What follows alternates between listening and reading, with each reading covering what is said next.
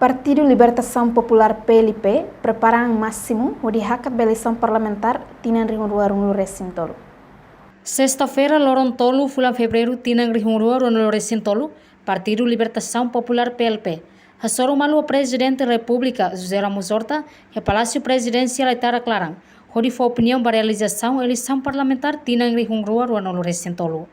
Segundo o vice-presidente do Partido PLP, Deometro Amaral Hateteng, Partido Libertação Popular hakara que eleição ne lá rodia no qualidade.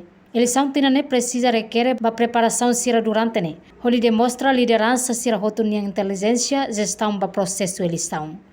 Hoje vive no Partido Libertação Popular, a minha Naim Lima, mas representa a minha partido, onde foi a minha opinião e consultação do presidente inicial e minha matéria principal né, quando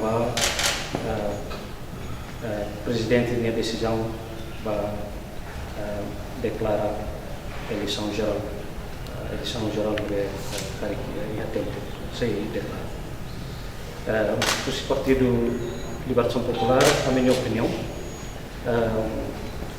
eleição geral e dané, vemos depois de 20 anos de restauração da independência e da cara que a eleição ainda deve lá a qualidade, deve requer e também preparação ser dia e em termos logística, em termos quadro legal ser deve ser guia operacionalização eleição, processo de eleição ser nós